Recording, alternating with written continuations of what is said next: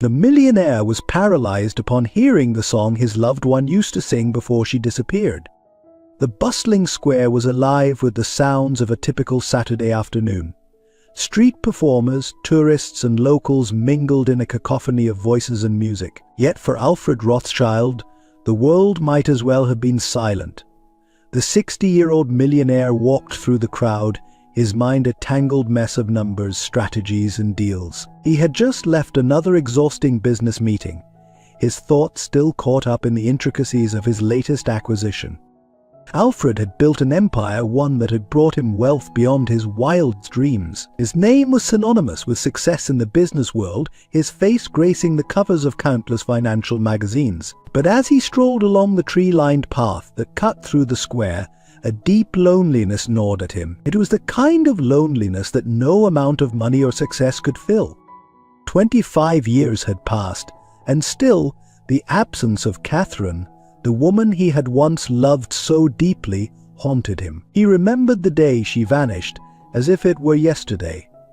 One moment they were planning their future together, and the next she was gone. No explanation, no trace. He had searched for her, of course, hired investigators, scoured every corner of the city, but nothing. As the years passed, he buried himself in work, telling himself that success was the only thing he had left. Suddenly a sound broke through his thoughts. A melody, soft and haunting, carried through the square like a gentle breeze. Alfred stopped in his tracks, his heart skipping a beat. That song, it was the same one Catherine used to hum when they were together. He turned his head, searching for the source of the music. There, sitting on a bench not far from where he stood, was a young woman. She was humming the tune, completely unaware of his presence. Her head was slightly bowed, long dark hair cascading over her shoulders. Alfred's breath caught in his throat as he approached her cautiously. There was something familiar about her, something that sent a jolt of recognition through him, though he couldn't quite place it. As he got closer, his eyes widened. The young woman looked almost exactly like Catherine, the same soft features, the same gentle expression. It was as if time had rewound itself, and Catherine was sitting before him once again, though younger, almost as young as when they had first met. His pulse quickened, and an overwhelming sense of déjà vu washed over him. She looked up, noticing him for the first time, and their eyes met. Alfred felt a chill run down his spine. The resemblance was uncanny. For a moment he couldn't speak. He stood there, staring, trying to make sense of what he was seeing. "Excuse me," he said finally, his voice rough from the shock. I couldn't help but notice the song you're humming. It's beautiful. Where did you learn it?" The young woman smiled softly, a gesture so achingly familiar that Alfred felt his heart constrict. "Oh, it's something my mother used to sing to me when I was little," she replied. "I guess it just stuck with me." Alfred's heart pounded in his chest.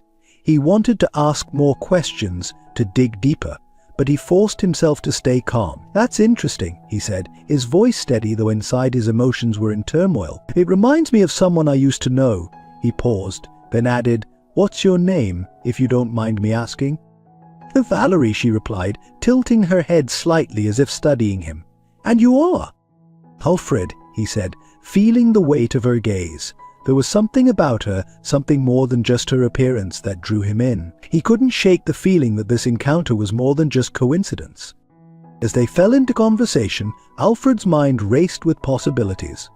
Could this young woman be related to Catherine, distant niece or cousin? Or was it just his mind playing tricks on him, projecting his memories of Catherine onto this Stranon? Whatever the truth, Alfred knew one thing for certain: his life was about to change in ways he could never have imagined. As Alfred and Valerie continued their conversation in the square, he felt an inexplicable urge to know more about her. Every gesture, every inflection in her voice seemed to echo Catherine, stirring memories he had long tried to bury. "Are you from around here?" Alfred asked, trying to keep his tone casual. Valerie nodded. "I've lived here for a few years now. My mother and I moved around a lot when I was younger, but we've settled here for the time being." Alfred's heart quickened at the mention of her mother. "And your mother, is she?" "She's not well," Valerie said, a shadow passing over her face. She's been unwell for a long time. That's partly why we settled here, for the medical facilities." Alfred felt a pang of sympathy, mixed with a growing sense of urgency. He needed to know more, but he couldn't risk scaring Valerie away with too many questions. "Listen, Valerie," he said after a pause, his voice careful. "I don't want to intrude, but I might have an opportunity for you. I run a business and we're always looking for talented people. If you're interested, we could talk more about it." Valerie seemed surprised by the offer, but there was a spark of interest in her eyes. "That's unexpected," she said, smiling, "but I'm open to hearing more." They exchanged contact information, and Alfred felt a strange sense of relief.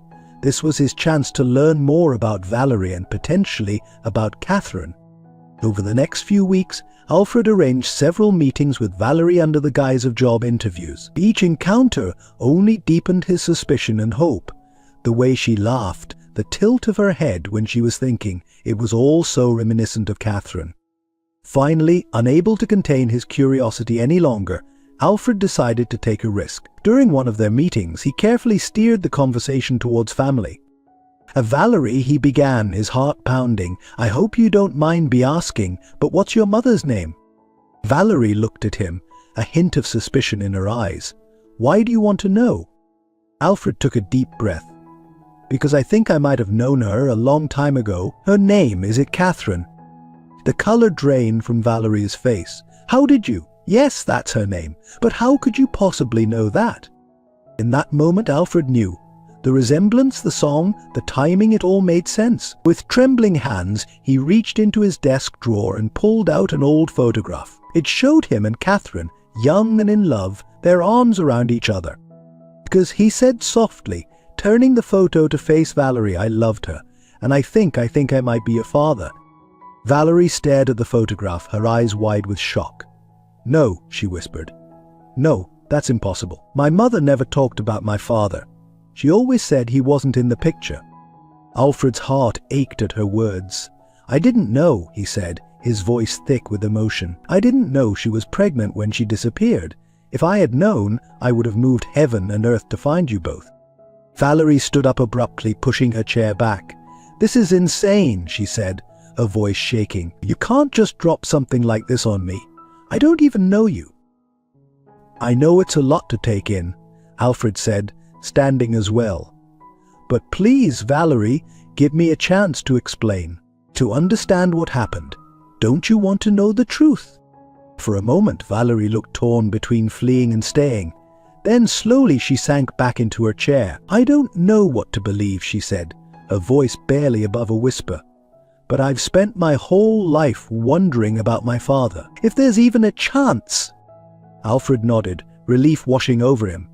"We'll figure this out together," he promised, "and we'll find out what happened to your mother. I never stopped looking for her, Valerie. I never stopped loving her."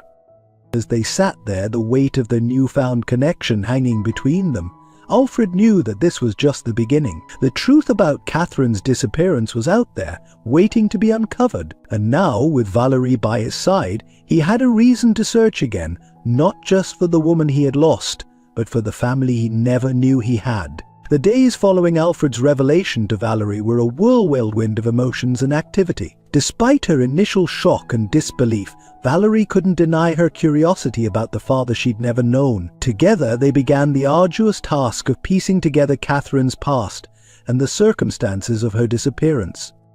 Alfred led Valerie into his study, a room lined with dark wood shelves and filled with the scent of old books and leather. He pulled out a dusty box from a locked cabinet, his hands trembling slightly as he opened it. "These are all the files from the private investigators I hired over the years," he explained, spreading the documents across his desk. "We never found her, but maybe with your help we can see something I missed." Valerie picked up a photograph, studying her mother's youthful face. "She looks so happy here," she murmured. "It's hard to reconcile this image with the woman I grew up with." As they pored over the files, a clearer picture of Catherine's life before her disappearance began to emerge. She had been a promising young artist, her work just starting to gain recognition in local galleries. Alfred and Catherine had met at one of her exhibitions, falling quickly and deeply in love. "Your mother was incredible," Alfred said, his voice soft with nostalgia. She had this way of seeing the world that was entirely her own. Her paintings, they were like windows into her soul. Valerie listened intently, hungry for every detail about the mother she thought she knew. "She never picked up a paintbrush in all the years I knew her," she said. "It was like that part of her was just gone." As they delved deeper into the investigation, they discovered a crucial piece of information that had been overlooked before. In the weeks leading up to her disappearance, Catherine had been working on a series of paintings that she kept secret, even from Alfred.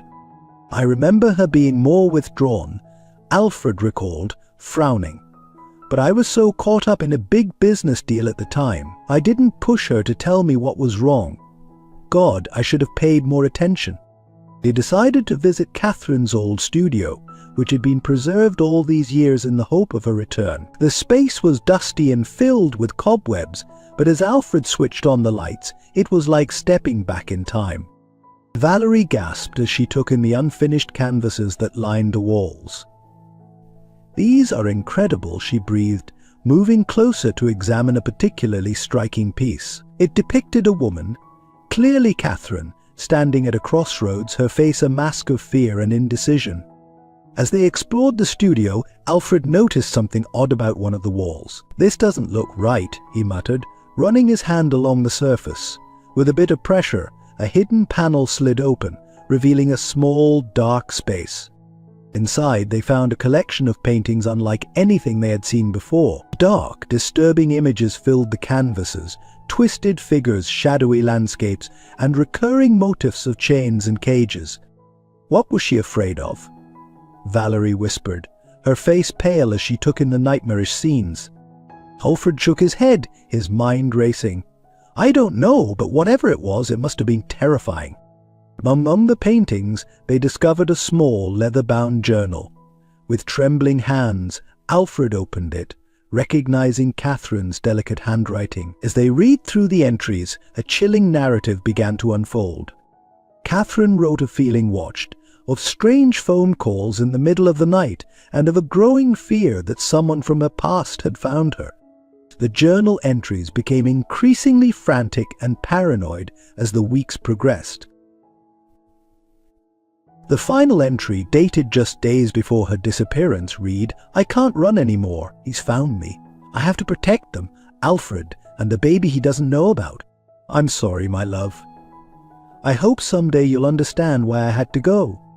Alfred staggered back, his face ashen. "She knew," he whispered. "She knew she was pregnant with you, Valerie. She left to protect us."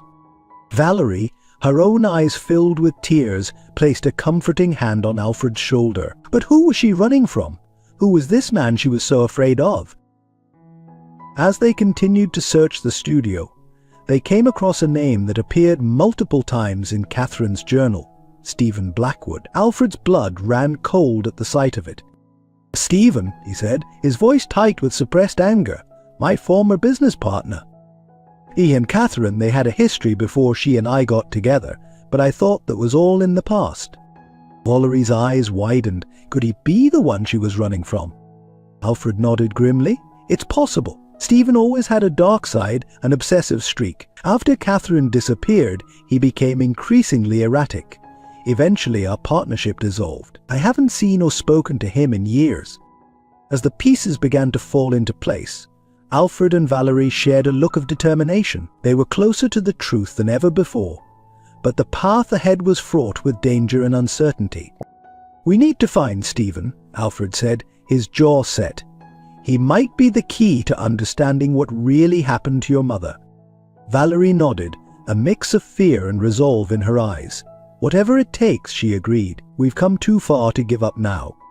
As they left the studio, both lost in thought about the revelations they'd uncovered, neither noticed the sleek black car parked across the street, its tinted windows concealing the watchful eyes within. The search for Catherine had begun in earnest, but little did they know that their actions had already set in motion a chain of events that would change their lives forever. As the days passed and their investigation deepened, the initial euphoria of their reunion began to fade, replaced by a growing tension between Alfred and Valerie. Their differing approaches to the search for Catherine and their conflicting emotions about the past started to create rifts in their newly formed relationship.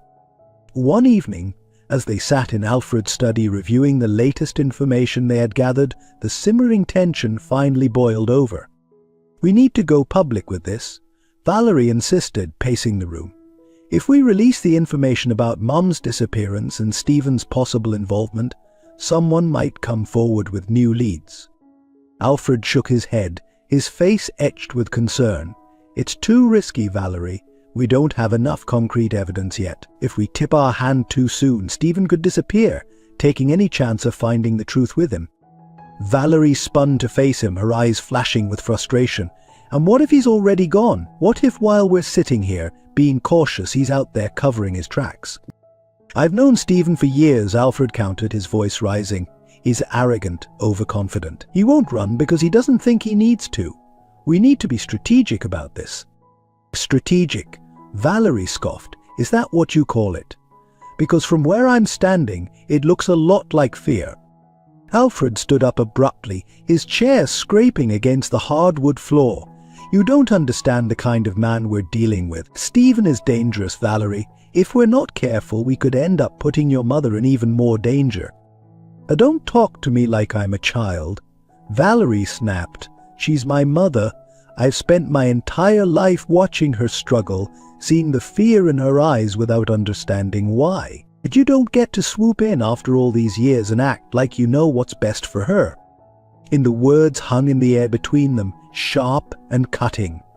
Alfred recoiled as if he'd been physically struck, the pain evident in his eyes. "You're right," he said quietly after a moment. "I wasn't there. I didn't see her struggles, her fear. But Valerie, you have to understand, if I had known, if I had any idea that Catherine was pregnant, that you existed, I would have moved heaven and earth to find you both." Valerie's anger deflated slightly, replaced by a weariness that seemed to age her beyond her years. "But you didn't know," she said softly. "And now here we are, 25 years later, trying to solve a mystery that's older than I am." Alfred sank back into his chair, suddenly looking every bit his age. "I know it's not easy trusting a stranger who claims to be your father. But I'm trying, Valerie. I want to make this right, not just for Catherine, but for you too." Valerie was quiet for a long moment, conflict clear on her face. Finally she spoke, her voice barely above a whisper. "When I was little, I used to make up stories about my father. I imagined he was a secret agent or an explorer off on some grand adventure. Anything to explain why he wasn't there." She paused, meeting Alfred's gaze. "The reality is a lot more complicated, isn't it?" Alfred nodded, a sad smile on his face. "Life usually is. I'm sorry I couldn't be the father you dreamed of, Valerie, but I'm here now, and I want to help. We both want to find Catherine, to understand what happened. Can't that be enough for now?" Valerie considered his words, then slowly nodded. "Okay," she said. "We'll do this your way for now. But Alfred, if we don't make progress soon, we do it my way. Deal?" "Deal," Alfred agreed, relief evident in his voice. As they shook hands, sealing their uneasy truce, both were acutely aware of the fragile nature of their relationship. They were united in their goal of finding Catherine, but the years of separation and the weight of unspoken resentment still lay between them. Alfred watched as Valerie gathered her things to leave, noticing for the first time how much she carried herself like Catherine, the same determined set of her shoulders, the same fierce glint in her eye. It was a bittersweet realization, a reminder of all he had lost and all he stood to gain. As Valerie reached the door, she paused, turning back to Alfred. "I may not be ready to call you Dad," she said softly, "but I'm glad we're in this together." With that, she was gone, leaving Alfred alone with his thoughts and the lingering hope that somehow, through this shared mission, they might find not just Catherine, but a way to bridge the gulf of years that separated them. The tension between Alfred and Valerie simmered beneath the surface as they continued their investigation. Despite their differences, they managed to work together, following leads and piecing together the puzzle of Catherine's disappearance. Their search eventually led them to Stephen Blackwood's lavish estate on the outskirts of the city. As they approached the imposing gates, Alfred felt a mixture of anger and apprehension. He hadn't seen Stephen in years, and the thought of confronting him about Catherine made his blood boil. Valerie, sensing his unease, placed a reassuring hand on his arm. "We're in this together, remember?" she said softly. Alfred nodded, grateful for her presence. They were buzzed through the gates and escorted to Stephen's study by a stone-faced butler. The room was opulent, filled with expensive artwork and antiques, a testament to Stephen's success and wealth. Stephen himself sat behind a massive oak desk, his dark eyes gleaming with the same arrogance Alfred remembered. He stood as they entered, a smile playing on his lips that didn't reach his eyes. "Well, well, Alfred," Stephen said, his voice dripping with false warmth. "To what do I owe the pleasure of this unexpected visit?" His gaze flickered to Valerie, a flash of recognition crossing his face before it was quickly masked. Alfred didn't waste time with pleasantries. "We need to talk about Catherine, Stephen." Stephen's expression barely flickered, but Alfred caught the brief moment of surprise before it vanished behind a mask of indifference. "Catherine," he repeated, feigning confusion. "I haven't heard that name in years. Why bring her up now?" Valerie stepped forward, her eyes blazing with determination. "Because she's my mother, and we know you had something to do with her disappearance." Stephen's gaze hardened as he looked at Valerie, really seeing her for the first time. "I see the resemblance now," he said quietly, almost to himself. Then louder, "I don't know what you think you know, but you're making a mistake by coming here and throwing around accusations."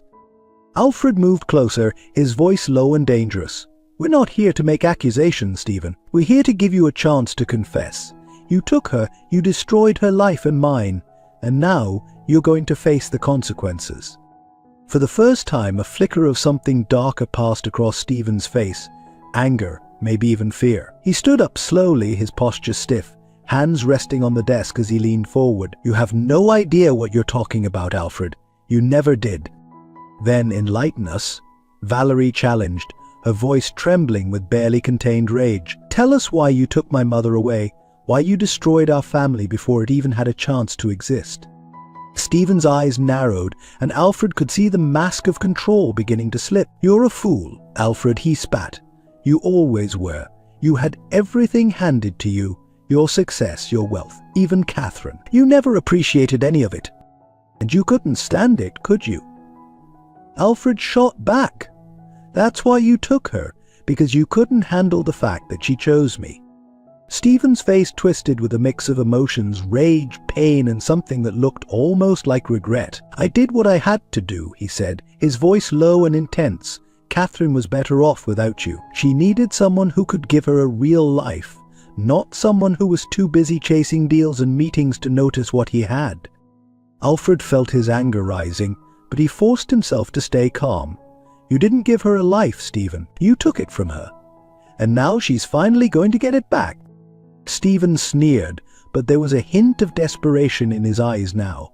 "You think you can waltz in here after all these years and tear me down? I built everything I have with my own hands, and I won't let you or anyone else take that from me."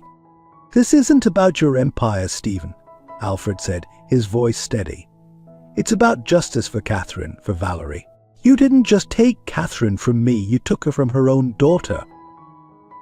Something shifted in Stephen's expression then. A flicker of recognition as he looked at Valerie. For a moment, his arrogant facade, revealing a glimpse of the man beneath, tired, haunted, and carrying the weight of his secrets. "You don't understand," Stephen said, his voice suddenly weary. "None of you do. I loved Catherine, truly loved her. Everything I did to protect her." Valerie stepped forward, her eyes searching Stephen's face. Protect her from what? Stephen sank back into his chair, the fight seeming to drain out of him.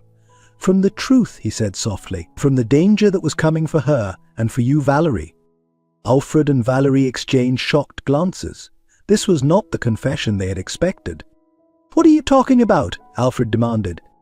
Stephen reached into his desk drawer and pulled out a worn leather journal.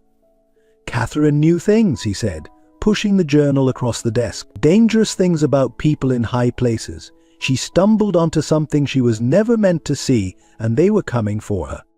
With trembling hands, Alfred opened the journal. Inside, he found detailed notes and sketches, evidence of a far-reaching conspiracy involving powerful politicians and business leaders. Among the names, he saw his own, linked to deals and decisions he had no memory of making. "I don't understand," Alfred murmured, his world tilting on its axis. "How is this possible?" Stephen's eyes met his, filled with a mixture of pity and resignation. "Because they got to you too, Alfred. They erased parts of your memory, just like they tried to do to Catherine. I took her away to keep her safe, to keep both of them safe." He nodded towards Valerie. Valerie, who had been reading over Alfred's shoulder, looked up sharply. "You're saying my entire life, my mother's condition, it was all because of some conspiracy?" Stephen nodded grimly. "I'm not proud of the methods I used, but I did what I thought was necessary. Catherine's memory loss, her fear, it was partly my doing, to keep her from remembering the danger she was in. I thought I was protecting her." The room fell into stunned silence as the weight of Stephen's revelations sank in. Alfred felt as though the ground had disappeared from beneath his feet. Everything he thought he knew about his past, about Catherine's disappearance, had been turned upside down. Valerie was the first to break the silence, her voice shaking with emotion. "If what you're saying is true, then the real enemy is still out there. Us, and we've just walked right into their crosshairs by coming here, haven't we?" Stephen's grim nod was all the confirmation they needed. The truth they had sought for so long was finally within their grasp, but with it came the realization that their journey was far from over. In fact, it was only just beginning. In the days following their confrontation with Stephen, Alfred and Valerie found themselves grappling with the weight of the revelations. The world they thought they knew had been turned on its head, and at the center of it all was Catherine, the woman they both loved, whose secrets had set this entire chain of events in motion. They decided it was time to bring Catherine into the fold. With Stephen's reluctant cooperation, they arranged to move her to a secure private medical facility where she could receive specialized care and potentially recover more of her memories. The reunion was emotional and fraught with tension. Catherine, still fragile from years of living with fractured memories and paranoia, was overwhelmed by the presence of both Alfred and Valerie. Her eyes darted between them, a mix of recognition and confusion evident in her gaze. "Alfred," she whispered, her voice trembling, "is it really you?" Alfred approached her carefully, his heart aching at the sight of the woman he had loved for so long. "Yes, Catherine, it's me. I've been looking for you for so long." Catherine's eyes filled with tears as she turned to Valerie. "And you, my beautiful girl, you've grown so much." Over the next few weeks, Catherine underwent intensive therapy and treatment. Slowly, painstakingly, her memories began to resurface. Each day brought new revelations, some heartwarming, others deeply disturbing. One afternoon, as Alfred and Valerie sat with her in her room, Catherine suddenly gripped Alfred's hand, her eyes wide with urgency. "The paintings," she said, her voice stronger than it had been in years. "My paintings. They weren't just art, Alfred. They were messages." Alfred leaned in, his pulse quickening. "Messages about what, Catherine?" She closed her eyes, concentrating hard. "The conspiracy, the people involved. I couldn't risk writing it down, so I painted it, hidden in plain sight." Valerie gasped, remembering the disturbing canvases they had found in Catherine's old studio. "That's why they were so dark, so twisted. You were trying to warn us." Catherine nodded, tears streaming down her face. "I never wanted to leave you, either of you, but they were getting close. I had to protect you, especially you, Valerie. I knew they would use you to get to me if they found out about you." As more of Catherine's memories returned, a clearer picture of the conspiracy began to emerge. She spoke of a shadowy organization that had infiltrated the highest levels of government and business, manipulating events on a global scale. Alfred had unwittingly become involved through some of his business dealings, which explained the gaps in his own memory. "But why didn't they just silence you?" Alfred asked, struggling to understand. "Why go to such lengths to erase your memory and hide you away?" Catherine's eyes met his, filled with a mixture of fear and determination. because I hid something they desperately wanted, something that could bring their entire operation crashing down. What was it? Valerie asked, leaning forward. Catherine shook her head. I don't remember exactly. It's still foggy. But I know it was important, and I know I hid it somewhere they would never think to look. As the days passed, Catherine's strength grew both physically and mentally. With each recovered memory, she became more like the woman Alfred had fallen in love with all those years ago. But the shadow of the conspiracy loomed large over their reunion. One evening, as they sat together in Catherine's room, she suddenly sat up straight, her eyes wide with realization. "The locket," she exclaimed, "I remember now. I hid the evidence in my grandmother's locket." Alfred frowned, trying to recall. "The silver one with the rose engraving. But we searched everywhere for that after you disappeared." Catherine smiled, a hint of her old mischief glinting in her eyes. "Not everywhere. I left it in the one place I knew you'd never look, because it would hurt too much." Valerie looked between them, confused. "Where?" "Our special place," Alfred breathed, understanding dawning on his face. "The cliff overlooking the ocean where I proposed." Catherine nodded. "In the hollow of the old oak tree. I went there the night before I left, knowing it might be my last chance." The revelation sparked a flurry of activity. Alfred immediately arranged for a team to discreetly search the location. Hours later, they received confirmation the locket had been found, untouched after all these years. When the locket was brought to them, Catherine's hands shook as she opened it. Inside, they found a tiny microchip, barely larger than a grain of rice. "This is it," Catherine said softly. "This is what they've been looking for all these years. Names, dates, transactions, everything needed to expose their entire operation." The weight of this discovery settled over the room. They now held in their hands the key to unraveling a conspiracy that spanned decades and reached into the highest echelons of power. But with this knowledge came danger. They had just made themselves targets for some of the most powerful and ruthless people in the world. Alfred looked at Catherine and Valerie, the two women who meant everything to him. "What do we do now?" he asked. Catherine's face set in a determined expression that Alfred remembered so well. "We finish this," she said firmly. "We've lost too much, suffered too long. It's time to bring them down once and for all." Valerie nodded, reaching out to take both her parents' hands. Together, she said, "We'll face whatever comes next as a family." As they sat there, united for the first time in 25 years, they knew that the road ahead would be fraught with danger.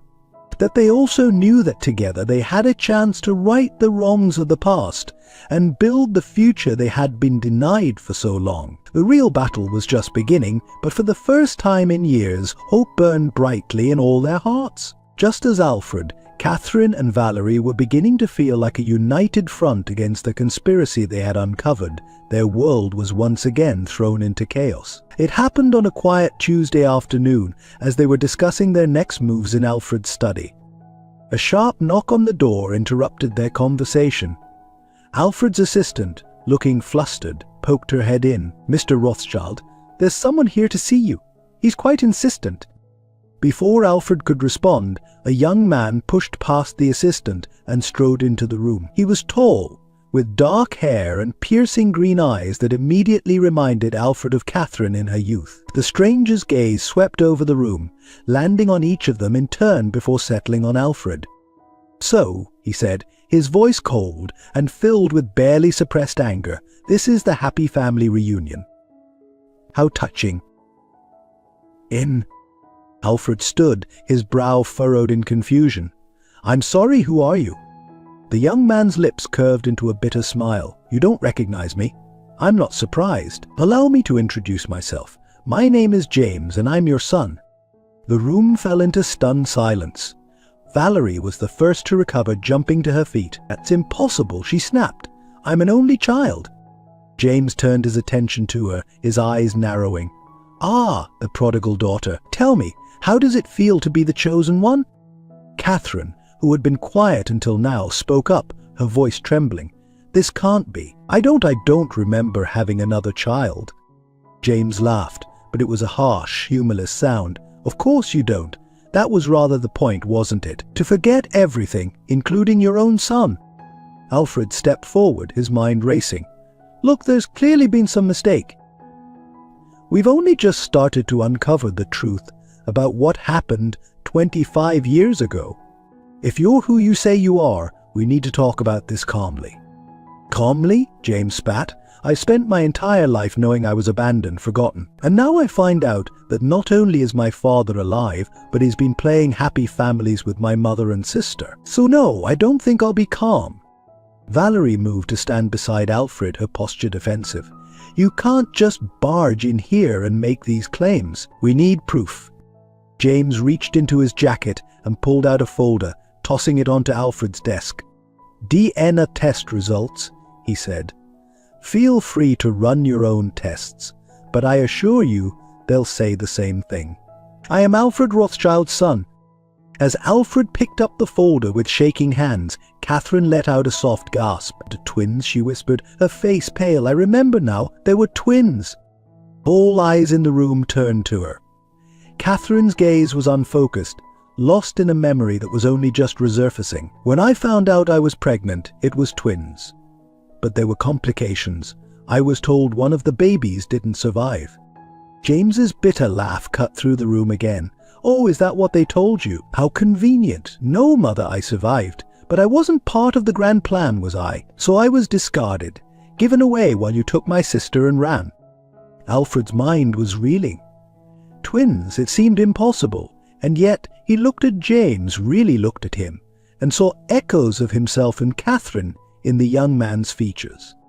If what you're saying is true, Alfred said slowly, then you're as much a victim in all this as any of us. The people behind this conspiracy, they're the ones who separated our family.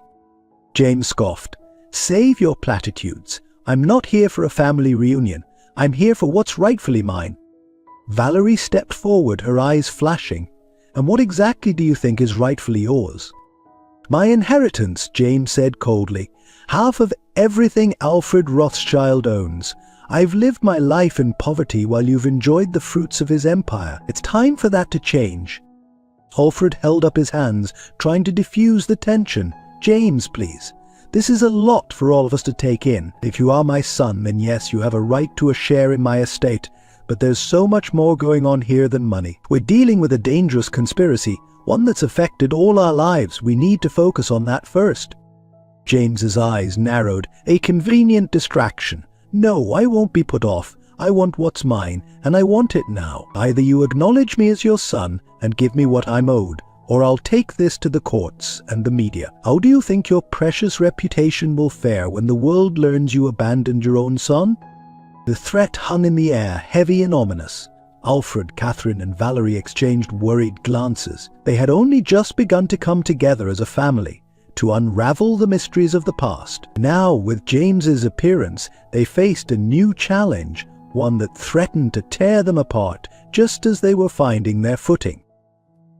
As the tension in the room reached a fever pitch, they all realized that their fight had just become infinitely more complicated. The enemy was no longer just an external threat, but potentially within their own family. The quest for truth and justice had taken an unexpected and dangerous turn. The appearance of James had thrown the fragile balance of their newly reunited family into chaos.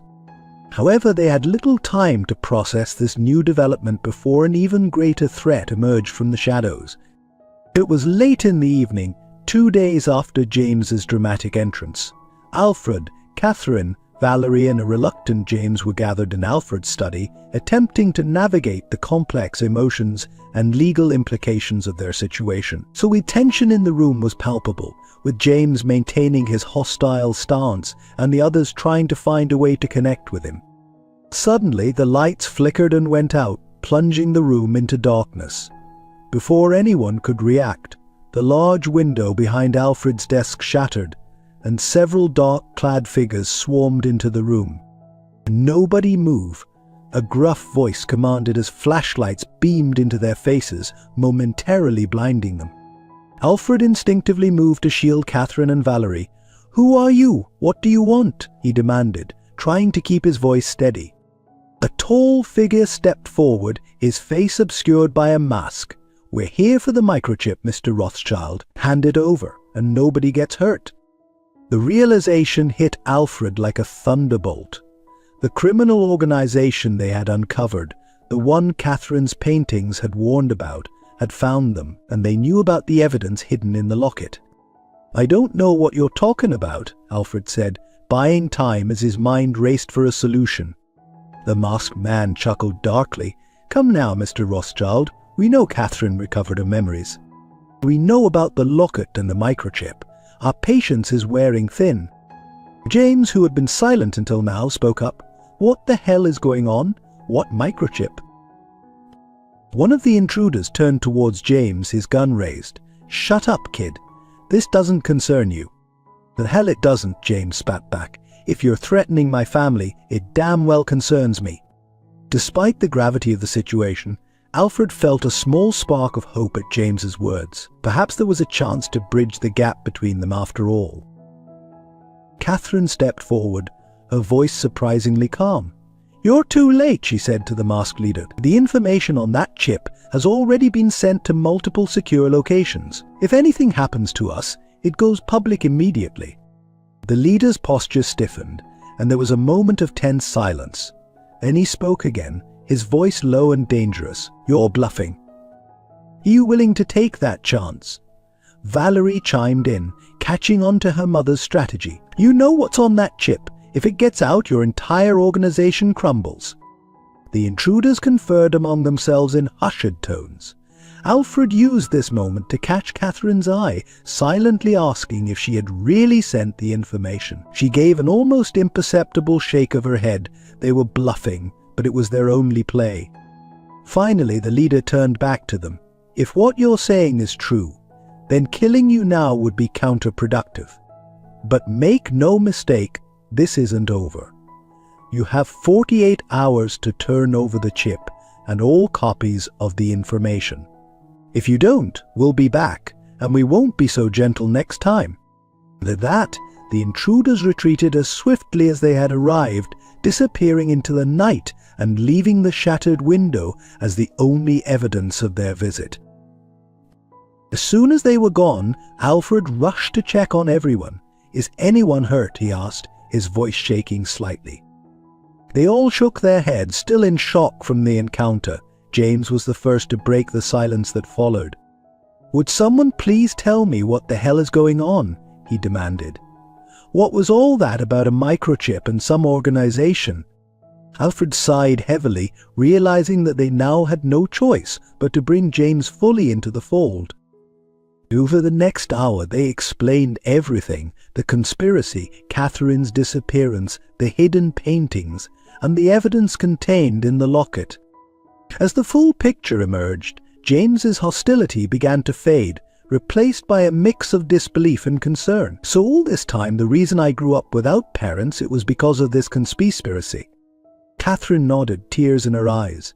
"I'm so sorry, James. I never knew they told me you didn't survive. If I had known, I would have never left you behind." For the first time since his arrival, James's hard exterior cracked, revealing the hurt and confused young man beneath. I don't know what to think anymore," he admitted. Alfred placed a tentative hand on his son's shoulder. "I know this is a lot to take in, and we have a long way to go to make things right, but right now we're all in danger. We need to stick together if we're going to survive this." Valerie, who had been quiet for a while, spoke up. "They said we have 48 hours. What are we going to do?" Hassan, Alfred's face set in determination. "We're not giving them that chip. The information on it is too important. But we can't just sit here and wait for them to come back either." "So what's the plan?" James asked, and Alfred felt a surge of relief at the lack of hostility in his tone. "We need to go on the offensive," Alfred said. "We have names and information about this organization. It's time we use it. We'll contact every trustworthy person we know in law enforcement, media, and government. We'll create so much noise and scrutiny that they won't be able to touch us without exposing themselves." Catherine nodded in agreement. "And we need to decrypt the rest of the information on the chip. There might be something there that can help us." As they began to formulate their plan, a new sense of unity settled over the room. The threat they faced had done what seemed impossible just hours before. It had brought them together as a family. They were no longer just individuals fighting their own battles, but a united front against a common enemy. The next 48 hours would be crucial. They had to move fast, be smart, and above all, trust each other.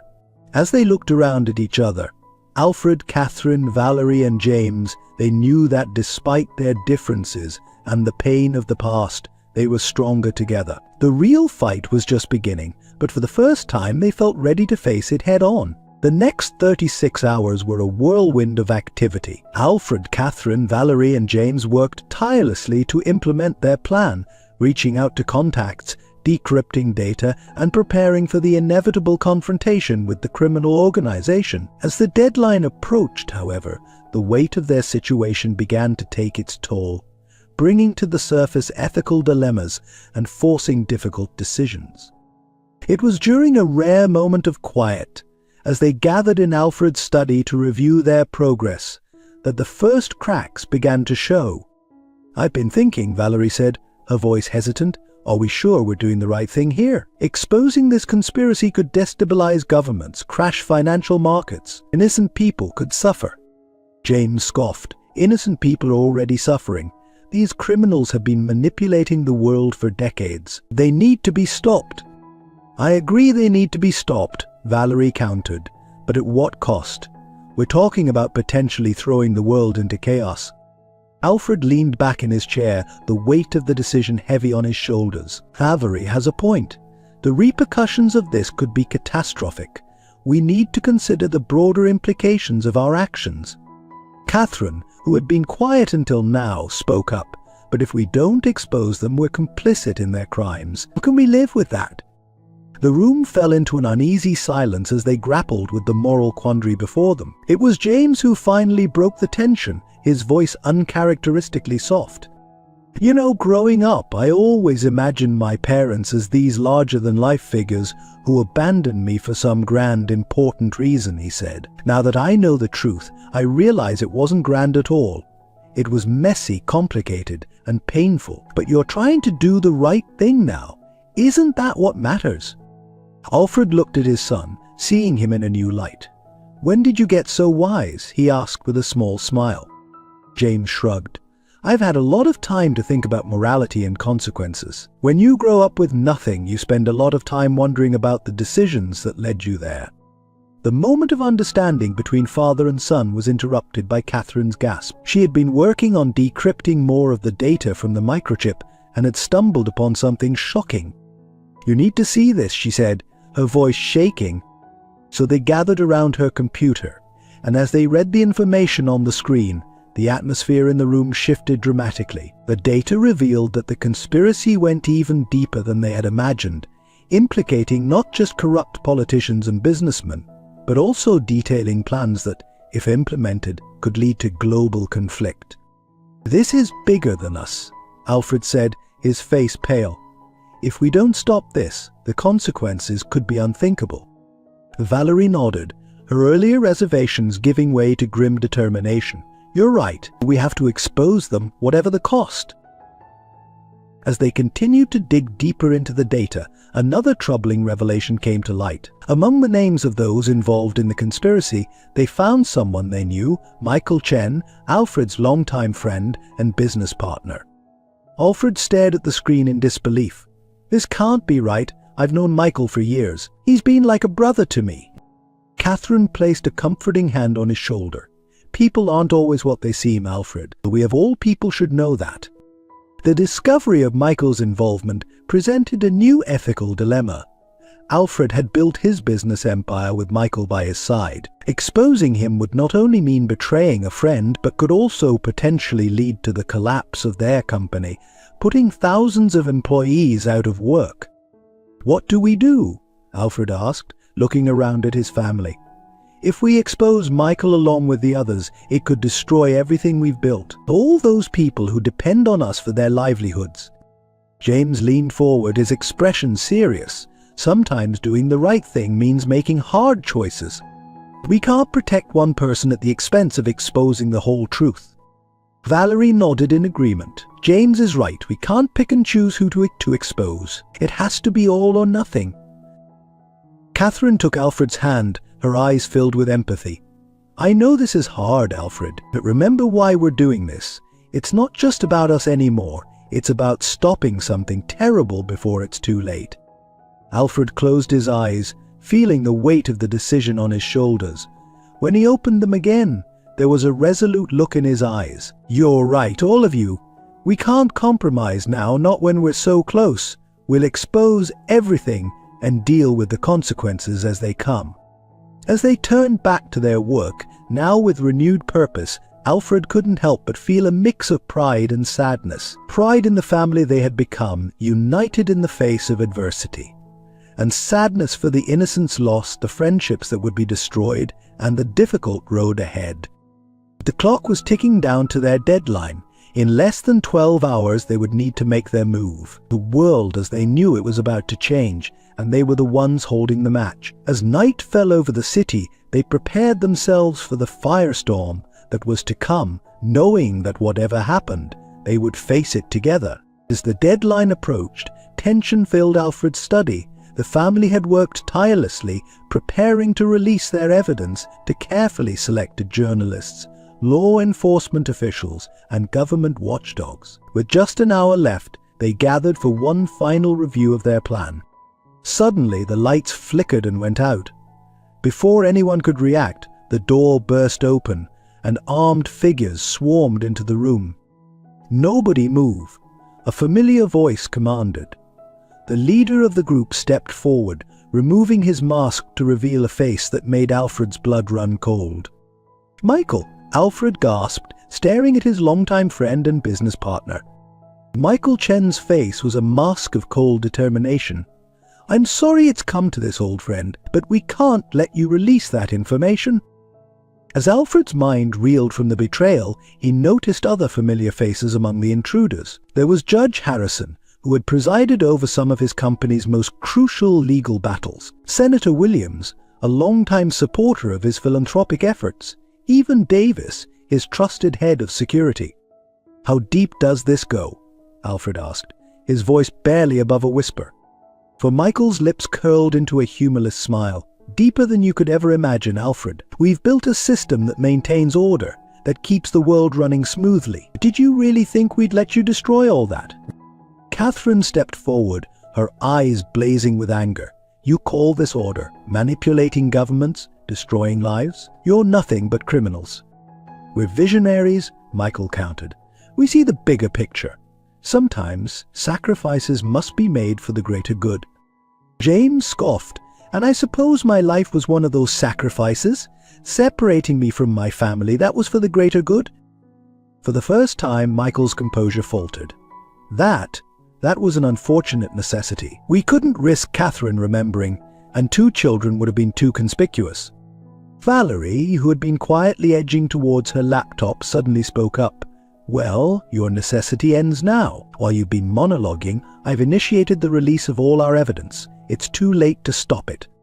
Michael's face contorted with rage. He raised his gun, pointing it directly at Valerie. You foolish girl! Do you have any idea what you've done? What happened next seemed to unfold in slow motion. Alfred lunged forward, attempting to shield Valerie. James, reacting on instinct, tackled Michael. In the chaos that ensued, a shot rang out. When the dust settled, Alfred found himself on the floor, a searing pain in his shoulder. Catherine was at his side in an instant, pressing her hand against the wound. Alfred, stay with me, she pleaded, her voice choked with emotion. As Alfred's vision blurred, he saw James struggling with Michael, while Valerie frantically typed on her laptop, likely ensuring the complete dissemination of their evidence. The other intruders seemed unsure, their loyalties visibly shaken by the unfolding events. Suddenly, a new voice cut through the chaos. Federal agents. Everyone freeze. The room was flooded with light as a team of FBI agents stormed in. Led by a woman Alfred recognized as Agent Sarah Martinez, one of the few officials they had trusted with their information. Drop your weapons. Agent Martinez commanded. "Michael Chen, you're under arrest for conspiracy, racketeering, and a host of other charges we'll be sorting out to come." As Michael and his accomplices were being handcuffed, Alfred felt a wave of relief wash over him. They had done it. The truth was out. But their ordeal wasn't over yet. As paramedics rushed in to tend to Alfred's wound, Agent Martinez approached the family, her expression grave. "Mr. Rothschild, we need to talk," she said. "What you've uncovered, it goes beyond anything we could have imagined. The level of corruption, the scope of this conspiracy, it's unprecedented." Alfred nodded weakly. "We know. That's why we had to expose it, no matter the cost." Agent Martinez's next words, however, sent a chill through the room. "There's more. In the data you provided, we found evidence of an imminent threat. A plan set in motion years ago, triggered to activate if the conspiracy was ever exposed." Catherine gasped. "What kind of threat?" "Oh, a series of coordinated attacks on major cities around the world," Agent Martinez explained, "designed to create global chaos, allowing the conspirators to reshape the world order in the aftermath. The weight of this revelation settled heavily on the family. Their actions, meant to bring justice, had inadvertently set in motion a potentially catastrophic chain of events." "How long do we have?" Valerie asked, her voice shaking. "Hours at most," Agent Martinez replied. "We're mobilizing every resource we have, but we need your help. The fail-safe for this plan, the only way to stop it, is hidden within the data you've collected. We need to find it, fast." As the paramedics worked to stabilize Alfred, the family exchanged determined looks. Despite their exhaustion, despite the shock and trauma they'd endured, they knew their fight wasn't over. "You'll do whatever it takes," Alfred said, wincing as he tried to sit up. "This is our mess. We need to fix it." James, who had been quiet since the agents arrived, suddenly spoke up. "I think I might know where to look. In the data about the project that separated our family, there was something odd, a section that seemed out of place." Valerie nodded, already turning back to her laptop. "You're right. I noticed it too. But we were so focused on the conspiracy itself, we didn't dig deeper." As Valerie and James huddled over the computer, working with the FBI's cybersecurity experts to unravel the final puzzle, Alfred looked at Catherine, and in her eyes he saw a mixture of fear, determination, and love.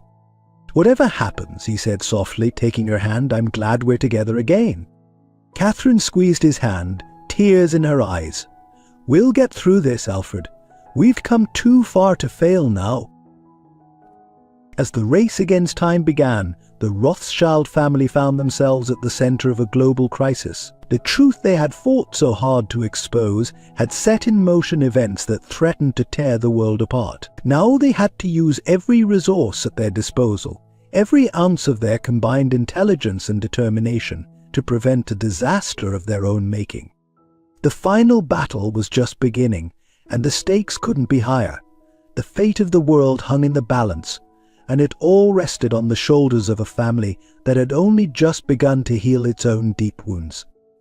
The next few hours were a blur of frantic activity. Alfred's study had been transformed into a makeshift command center, with FBI agents, cybersecurity experts, and the Rothschild family working side by side to prevent global catastrophe. Despite the pain from his gunshot wound, Alfred refused to leave. He sat propped up in his chair, Catherine by his side, offering guidance alongside as Valerie and James worked tirelessly to decrypt the final layers of data. As the deadline drew nearer, the tension in the room was palpable. Suddenly, James let out a triumphant shout. "I've got it!" he exclaimed, his fingers flying across the keyboard. The fail-safe, it's a series of kill codes hidden within the data about the project that separated our family. Valerie leaned in, her eyes widening as she saw what James had uncovered. "Of course," she breathed. "They hid it in plain sight, thinking no one would ever piece together the full story of what happened to us." Agent Martinez rushed over. "Can you activate it?" James nodded, but his expression was grim. Yes, but there's a catch. The system is designed to require simultaneous activation from multiple locations around the world. We'll need to coordinate with international agencies and fast. What followed was a whirlwind of diplomatic negotiations and technological coordination as government agencies worldwide scrambled to input the kill codes. The Rothschild family watched the clock tick down with bated breath. With mere minutes to spare, confirmation came through. The imminent attacks had been thwarted. A collective sigh of relief echoed through the room, but it was short-lived. The real work was only just beginning. As dawn broke, casting a pale light through the shattered window of the study, the full consequences of their actions began to unfold. News channels exploded with reports of high-profile arrests, stock markets plummeted, and protests erupted in cities around the world as people demanded answers from their governments. Alfred watched the chaos unfold on multiple screens, his heart heavy. "We did the right thing," he said softly, more to himself than anyone else. "Didn't we?" Catherine squeezed his hand. "We did what we had to do. The truth had to come out." But the truth, as they were learning, was a double-edged sword. As the day progressed, they received news that shook them to their core. The exposure of the conspiracy had far-reaching consequences, some of which they had never anticipated. Valerie burst into the room, her face pale. "You need to see this," she said, turning up the volume on one of the news channels. The reporter's voice filled the room. In a shocking turn of events, evidence has surfaced implicating Alfred Rothschild, the billionaire philanthropist, in several of the conspiracy's early operations. While it appears Mr. Rothschild later broke ties with the organization, questions are being raised about his level of involvement and knowledge of their activities. Alfred felt as if the floor had dropped out from under him. "That's impossible," he whispered. "I never knowingly participated in any of their schemes." But as more reports flooded in, a terrible realization began to dawn on him. There were gaps in his memory, decisions he had made years ago that now seemed questionable in hindsight. Had he been an unwitting pawn in their game all along? James, who had been silent until now, spoke up. "There's more," he said quietly. "They're calling for all of us to be brought in for questioning. Me, Valerie, even Mom. They're saying we might have been complicit given our access to the information." The room fell into a heavy silence as the weight of their situation sank in. They had exposed the truth, but in doing so, they had also exposed themselves to scrutiny and potential prosecution. Agent Martinez, who had been coordinating with her superiors, approached the family. Her expression was a mix of sympathy and professional detachment.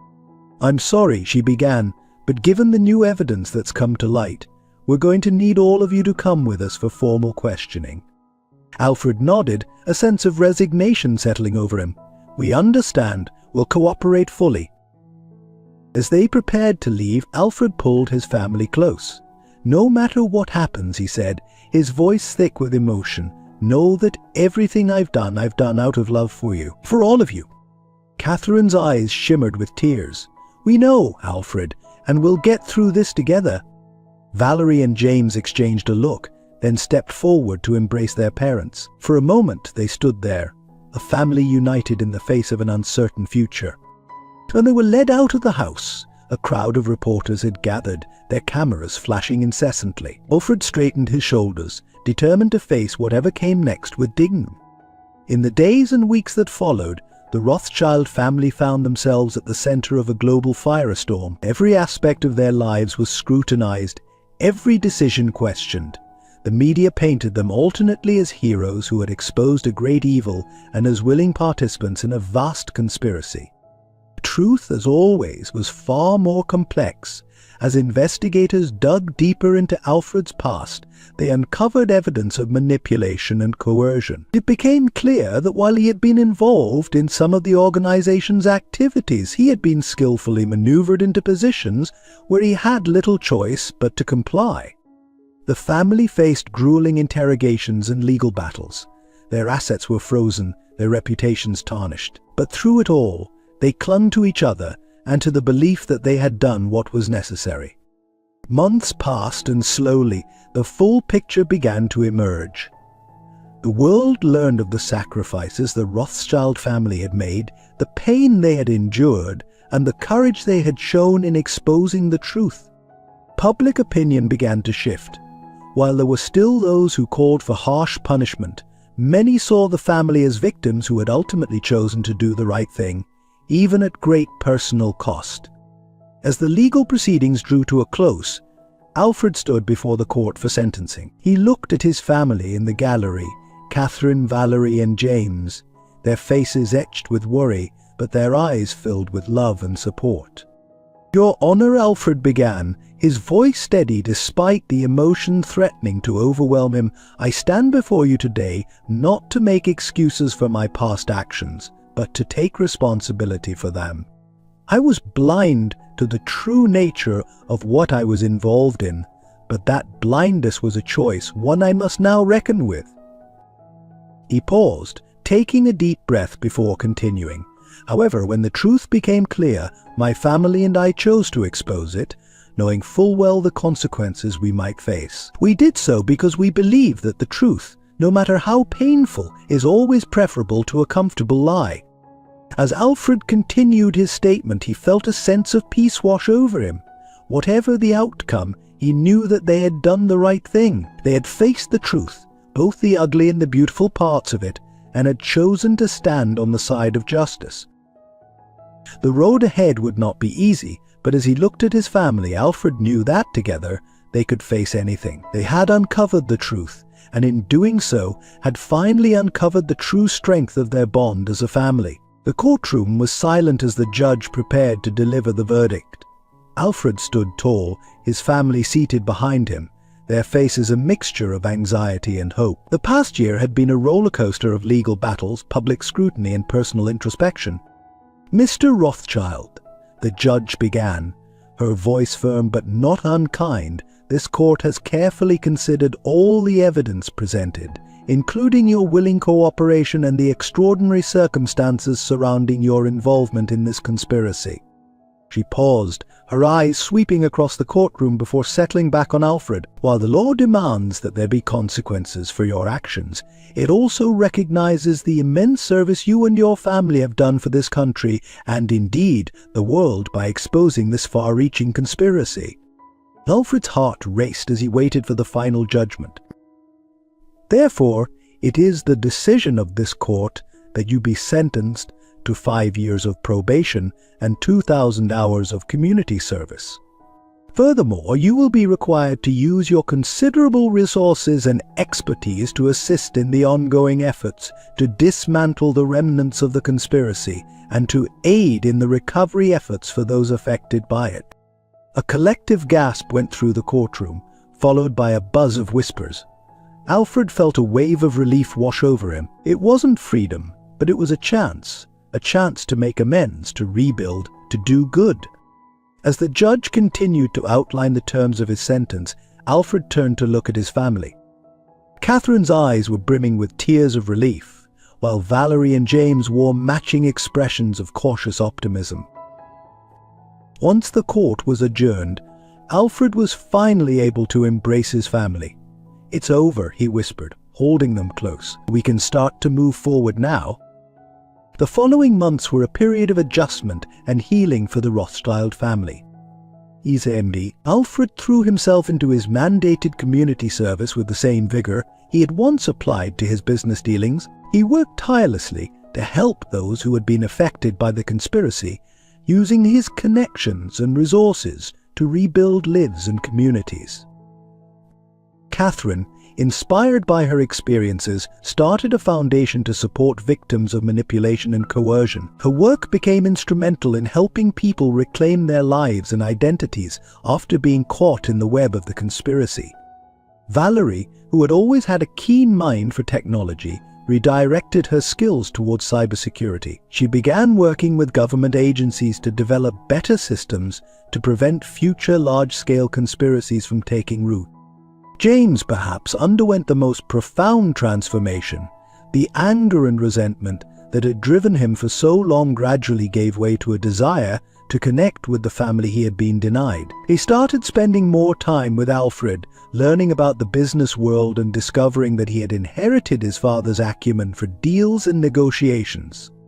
As the world slowly recovered from the shock of the conspiracy's exposure, the Rothschild family found themselves navigating a new normal. Their name, once synonymous with wealth and power, now carried a complex legacy. Some still viewed them with suspicion, while others hailed them as heroes who had sacrificed everything for the truth. One crisp autumn evening, 2 years after the court's verdict, the family gathered at Catherine's small art studio. She had finally found the courage to pick up her brushes again, and this night marked her first exhibition in over 2 decades. As Alfred walked through the gallery, arm in arm with Catherine, he was struck by the vibrancy of her new works. Gone were the dark, foreboding images of her past. In their place were paintings full of light and hope, scenes of family, of healing, of new beginnings. "They're beautiful," Alfred murmured, squeezing Catherine's hand. "Just like you." Catherine smiled, tears glistening in her eyes. "I couldn't have done this without you, without all of you," she said, looking around at Valerie and James, who were chatting with guests nearby. As the evening wore on, Alfred found a quiet moment to slip away to the small balcony overlooking the city. He was soon joined by James, who handed him a glass of champagne. "Quite a turn of events, isn't it?" James said, leaning against the railing. 2 years ago, I wanted nothing more than to tear this family apart. Now I can't imagine my life without you all." Alfred nodded, feeling a surge of affection for his son. "Life has a way of surprising us, and I'm just grateful we've had this chance to become a real family." They stood in companionable silence for a moment, sipping their champagne and looking out at the twinkling city lights. "You know," James said thoughtfully, "I've been thinking about the future, about what comes next for us." Alfred turned to him, intrigued. "Oh, what did you have in mind?" James smiled, a hint of excitement in his eyes. "I was thinking it might be time to rebuild the Rothschild empire, but differently this time, ethically, transparently, using our resources and influence to make real, positive changes in the world." Alfred felt a spark of pride and hope ignite in his chest. "I think that's a wonderful idea, son, and I'd be honored to help you make it a reality." As they rejoined the party, Alfred looked around at his family, Catherine radiant among her artwork, Valerie animatedly discussing her latest cybersecurity project with a group of interested listeners, and James, now moving confidently through the crowd, every inch the businessman he was born to be. In that moment, Alfred realized that despite all the pain, all the hardships they had endured, they had emerged stronger. The conspiracy that had torn them apart had ultimately brought them together, forging bonds that could never be broken. The road ahead would not be easy. There would still be challenges to face, wounds to heal, and trust to rebuild. But as Alfred raised his glass in a silent toast to his family, he knew that whatever the future held, they would face it together. The truth had set them free, free to love, free to heal, and free to build a new legacy. A legacy not of wealth or power, but of integrity, courage, and the unbreakable bonds of family. As the exhibition wound down and guests began to leave, the Rothschilds gathered together for a moment of quiet celebration. They had weathered the storm, faced their demons, and come out the other side. Now, with the dawn of a new day on the horizon, they were ready to write the next chapter of their story together. In the depths of our darkest moments, when secrets threaten to tear us apart and the weight of the past seems unbearable, remember this truth. No matter how painful, is the foundation of genuine connection. It takes immense courage to confront our mistakes, to face the consequences of our actions, and to choose integrity over comfort. Family isn't just about blood. It's about the bonds we forge through shared struggles and unwavering support. Even when separated by time, distance, or misunderstanding, the ties that bind us can be rekindled stronger than ever. Life rarely unfolds as we expect.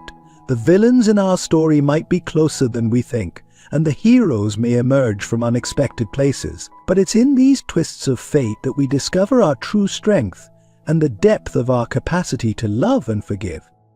Every decision we make ripples out into the world, affecting lives we may never know. Choose wisely, act with compassion, and always strive for the greater good, even when the path is unclear and the cost is high.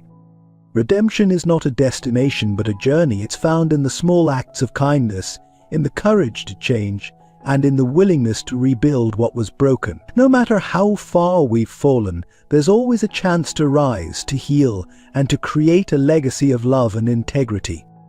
In the end, it's not our successes or our failures that define us, but how we face the truth, how we treat those around us, and the love we nurture in our hearts. For in that love, we find our true wealth, our real power, and our enduring legacy. As we wrap up this emotional journey, I'd love to hear your thoughts. If this story resonated with you, touched your heart, or made you reflect on your own life, why not leave a simple one in the comments? It's a quick way to show your appreciation and connect with others who were moved by the Rothschild family's struggles and triumphs. Of course, storytelling is an art of perspective, and I'm sure some of you may have different views on certain aspects of the tale. If there are parts you disagree with or would have approached differently, please feel free to share your insights. Your unique perspective could spark interesting discussions and add depth to our shared experience.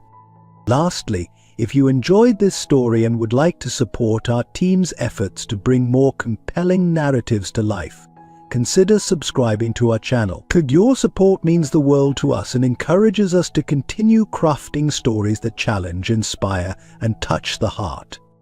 Remember, every comment, every subscription is a voice in our growing community. Let's keep the conversation going and the stories flowing. Thank you for being part of this journey with us.